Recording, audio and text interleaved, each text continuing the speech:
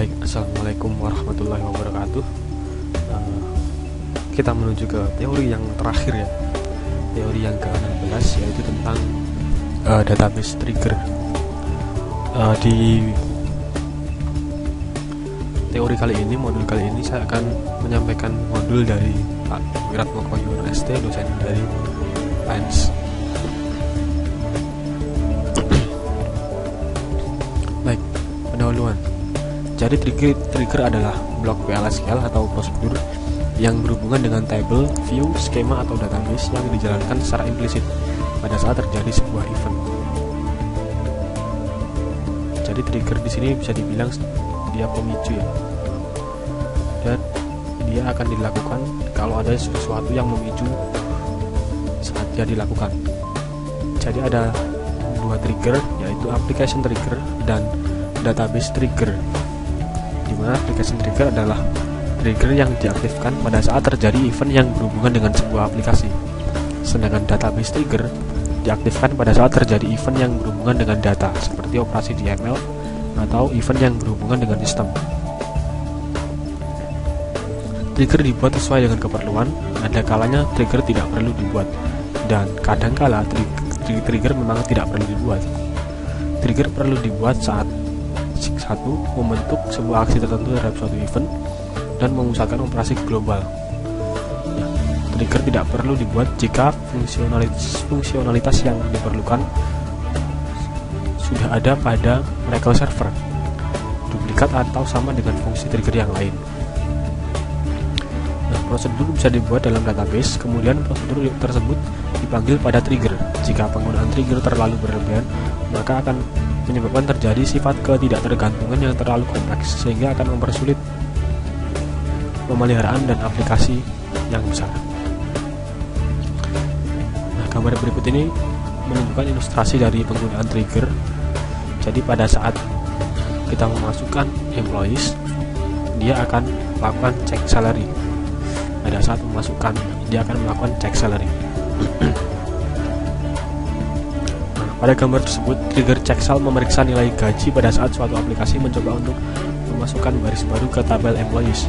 Nilai yang terletak pada jangkauan di luar kategori pekerjaan akan diabaikan.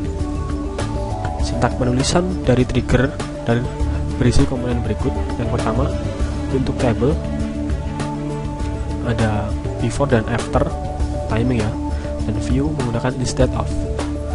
Trigger event yaitu insert, update atau delete.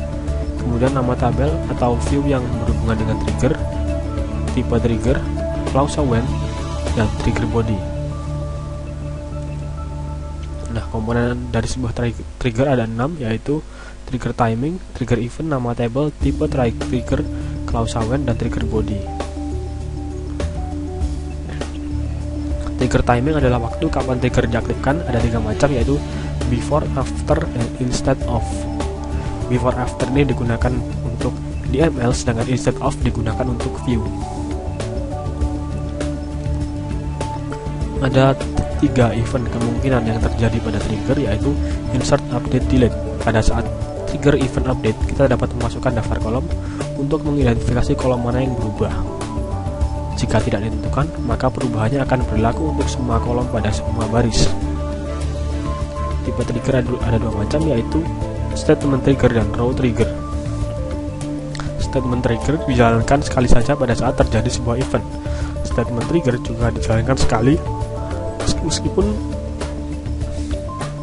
tidak ada satupun baris yang dipengaruhi oleh event yang terjadi. Kemudian row trigger dijalankan pada setiap baris yang dipengaruhi oleh terjadinya sebuah event. Row trigger tidak dijalankan jika event dari trigger tidak berpengaruh pada satu baris pun. Trigger body mendefinisikan tindakan yang perlu dikerjakan pada saat terjadinya event yang mengakibatkan sebuah trigger menjadi aktif.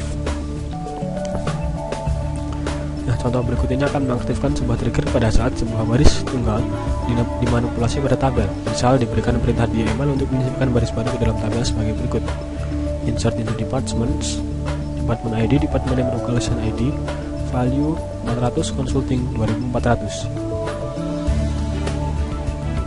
Ilustrasi untuk trigger timing untuk event tersebut adalah sebagai berikut. Jadi sebelum kita memasukkan baris ini 400, consulting baris 400. Ini ada before trigger statement dan after trigger statement, before row trigger dan after row trigger. Jadi before dan after row ini dia setelah record tersebut. Tapi before statement dan after statement dia setelah keseluruhan operasi tabel ini dilakukan. Jika di ML statement berlaku untuk lebih dari satu baris yang ada pada tabel multiple row, semisal update employee set salary buat department ID 30, maka ilustrasi dari trigger timing untuk event tersebut adalah sebagai berikut. Jadi setiap baris ada before row trigger dan after row trigger, dan sebelum statement before statement trigger dan after statement trigger ada pada sebelum dan sesudah tabel. Berikut ini sintak atau cara penulisan untuk pembuatan DML statement trigger, yaitu create or replace trigger name timing event 1 on table name trigger body.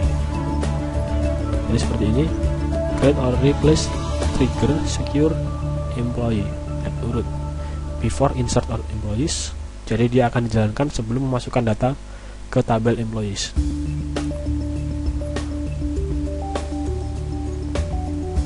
Nah, contoh trigger di atas akan membatasi penyisipan baris baru ke dalam employees. Diperbolehkan hanya pada jam kerja mulai hari Senin sampai Jumat. Jika user menyisipkan baris baru di luar ketentuan tersebut, misal pada hari Sabtu, maka akan tampil pesan kesalahan. Nah, perintah berikut ini akan menguji trigger secure employee dengan memberikan perintah SQL berikut pada jam di luar jam kerja.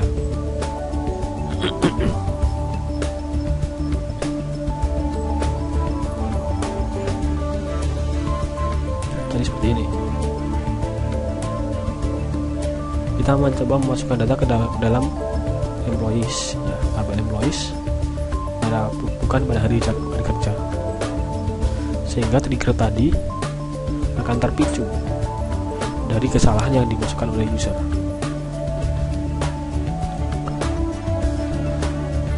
Beberapa event pada trigger bisa dikombinasikan dalam sebuah trigger dengan menggunakan predikat kondisional, inserting, updating, dan deleting. Berikut ini akan dibuat trigger yang menggunakan predikat kondisional untuk membatasi manipulasi data pada tabel employees. Jadi seperti ini, before insert or update or delete. Jadi ada tiga kondisi ya. Jadi sebelum insert atau sebelum update atau sebelum delete. Nah, di sini kita cek if deleting, berarti dia sesuatu yang dilakukan saat kita menghapus data. Else if inserting, else if updating, sama dia khusus untuk updating ada ini field salary.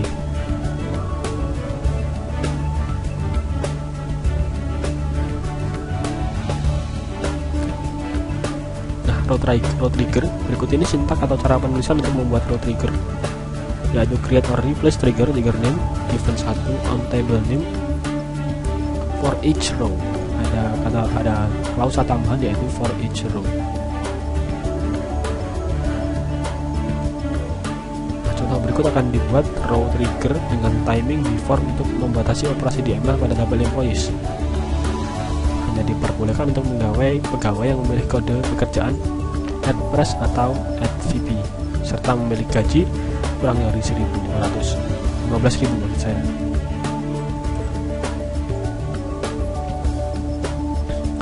Nah, jadi seperti ini kita beri kondisi before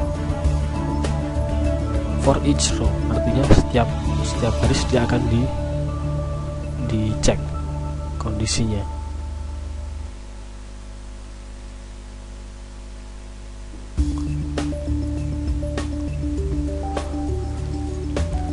Kita mencoba memberikan perintah SQL sebagai berikut, yaitu salarinya di lebih dari 15.000 ya, maka akan muncul pesan kesalahan.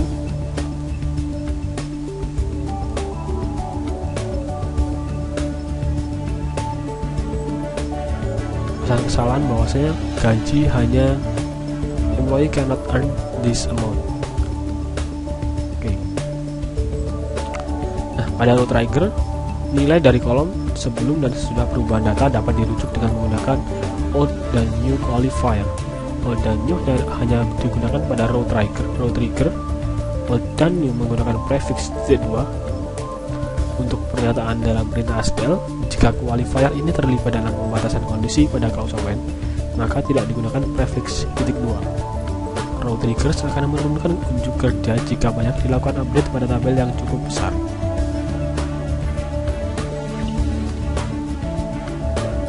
Nah, jadi contoh berikut ini menggunakan old dan new qualifier pada row trigger. Kita create or replace trigger.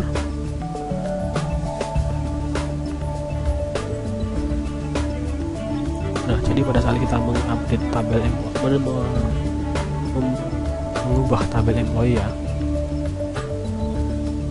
kita buat backup dulu dari tabel tersebut, yaitu audit employee table, dimana isinya adalah old employee ID, kemudian old last name, new last name, old job ID jika update ya, jika update seperti itu.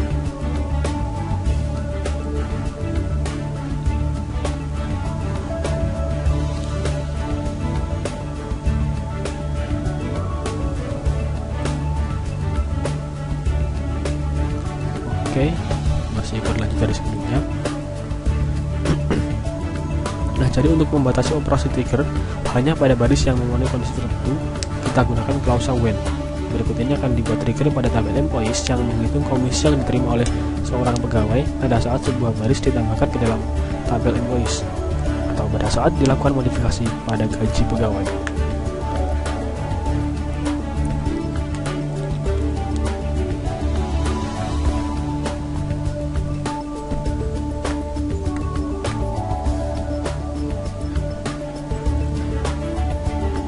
Pada klausa when, penggunaan old dan new qualifier tidak dengan prefix .2.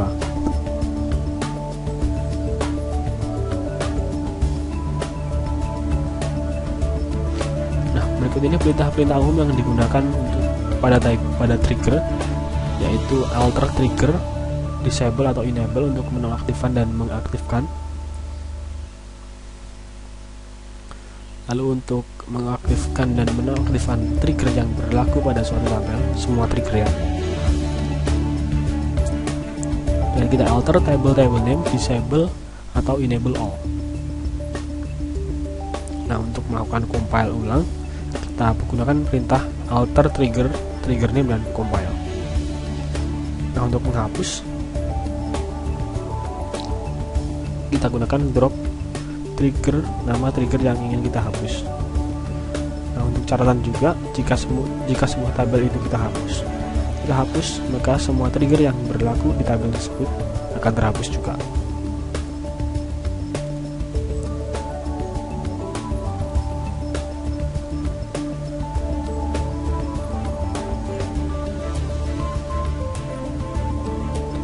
Ya, di sini ada soal latihan ya. Ada tabel barang dengan field seperti ini. Kita buat sebagai contoh, buatlah statement trigger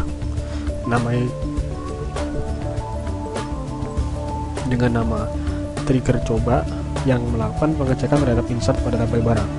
Ketika insert data pada tabel barang, maka masukkan data tanggal sekarang pada field tanggal dan komentar.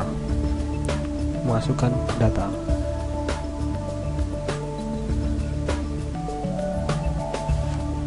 Lalu soal kedua, buatlah row trigger namanya tcoba yang melakukan pengecekan terhadap insert data pada tabel barang, sehingga ketika insert pada tabel barang kesulitan, maka masukkan data tanggal sekarang pada field tanggal dan pada field komentar diisi memasukkan data pada field nama barang adalah, ditambahkan data nama tabel barang yang dimasukkan. Timing trigger yang digunakan adalah before. Jadi seperti ini, kita create or replace trigger coba 2 before insert on barang.